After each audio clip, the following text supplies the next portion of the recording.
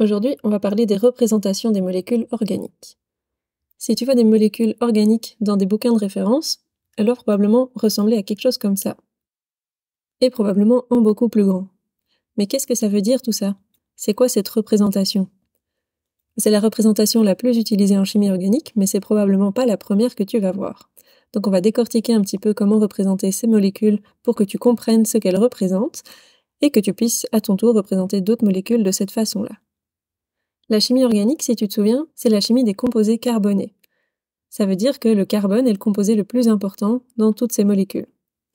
Et donc cette représentation, qu'on appelle la représentation topologique, elle a décidé de ne plus jamais représenter un carbone. Donc tu ne vas absolument jamais voir le C de carbone qui sera écrit. Les chimistes organiciens ont fait ça parce qu'ils sont un peu flemmards et ça va beaucoup plus vite d'écrire une molécule comme ça, sans écrire les C des carbones tout le temps, plutôt que de tout détailler. Donc comment savoir où sont les carbones? Il y a une convention qui dit qu'à chaque extrémité, donc par exemple ici, ici ou ici, c'est un carbone. Sur l'autre molécule, c'est pareil, les extrémités, ce sont des carbones. Mais pas celle-ci, ici il est écrit O et H, il y a un oxygène et un hydrogène, donc là il n'y a pas de carbone. Et pourquoi est-ce que ce sont tous des zigzags? À chaque angle, donc là, là, ici, et puis ici, à chaque fois qu'il y a un angle, il y a aussi un carbone. Donc tous les petits points rouges que je suis en train de mettre sur ces molécules, ça représente des carbones. Donc je vais redessiner ces molécules en dessous en représentant les carbones. Et les traits noirs, ce sont les liaisons entre les carbones. Donc par exemple pour la première molécule, j'ai un carbone en bas à gauche, puis une liaison vers un deuxième carbone, une liaison vers un troisième carbone, un quatrième carbone, j'en ai un cinquième au-dessus, et un sixième en bas à droite. Ça, c'est ce qu'on appelle le squelette carboné de la molécule. Mais la molécule ici, elle n'est pas complète. Parce que tu sais probablement que le carbone a une valence de 4. Ça veut dire que dans toutes les molécules où il y a du carbone, le carbone doit faire 4 liaisons. Or, dans ce qu'on a dessiné ici en bas, il n'y a pas 4 liaisons pour chaque carbone. Il y en a une ou deux ou trois.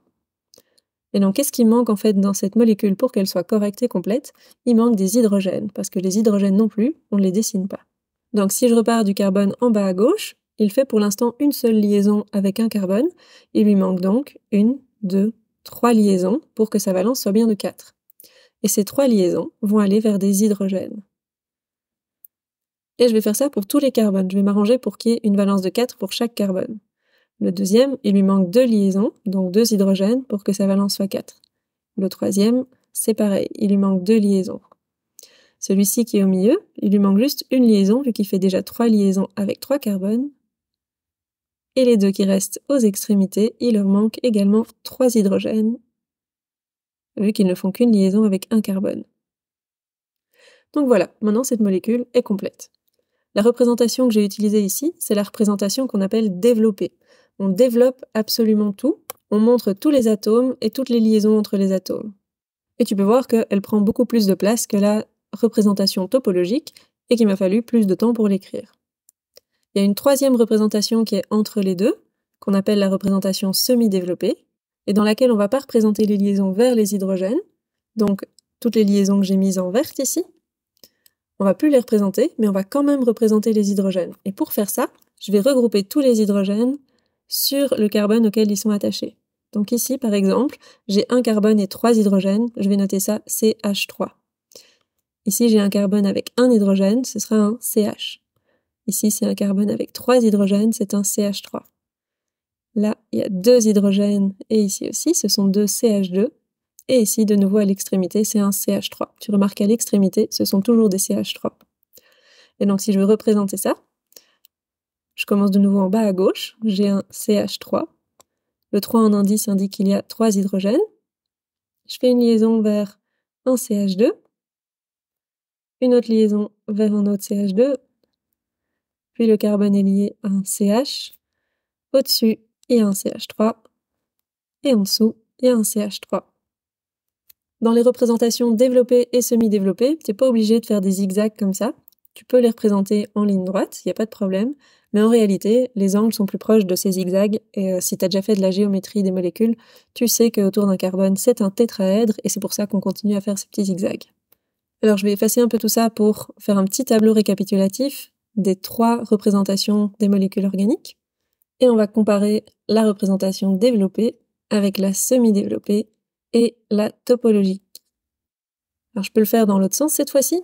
Je vais d'abord dessiner une molécule sous forme développée et on va voir comment la transformer en molécule en représentation topologique. Voilà un autre composé sous forme développée. Pour le transformer en forme semi-développée, je vais regrouper tous les H avec les atomes sur lesquels ils se trouvent.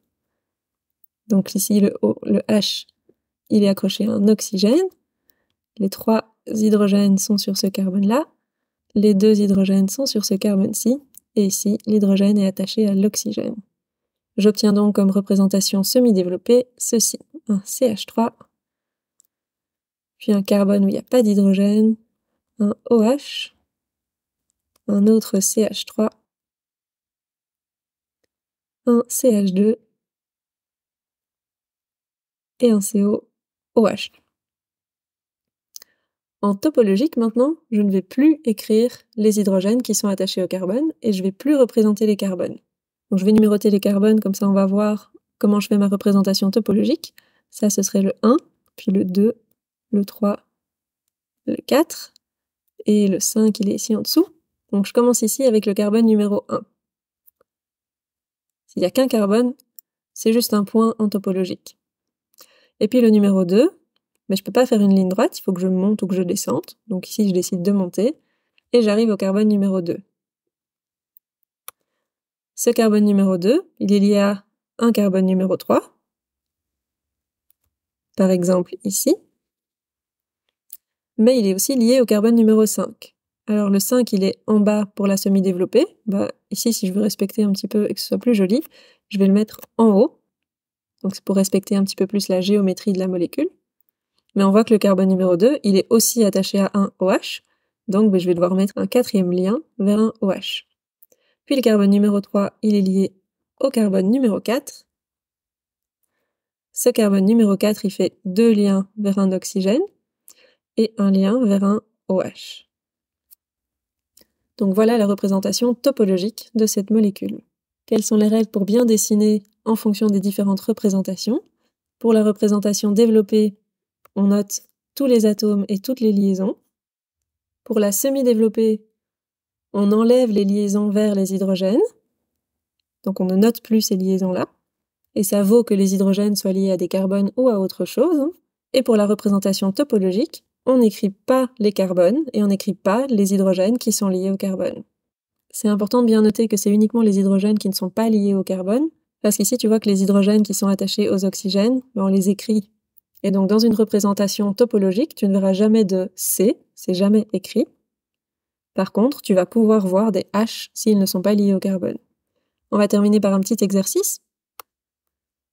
Je vais te dessiner 2 molécules, et puis tu pourras faire pause sur la vidéo pour essayer de représenter la même molécule selon les autres représentations. Voilà pour la première, et je vais t'écrire une deuxième, mais en topologique. Voilà, tu peux faire pause sur la vidéo, et après je te montre la réponse.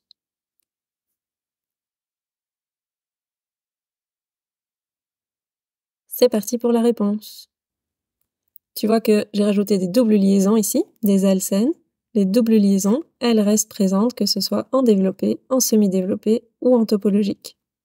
Et ici en bas, tu as peut-être reconnu un noyau aromatique. Le noyau aromatique est toujours présent ici, mais on dessine chaque fois les doubles liaisons à l'endroit où on les a indiquées.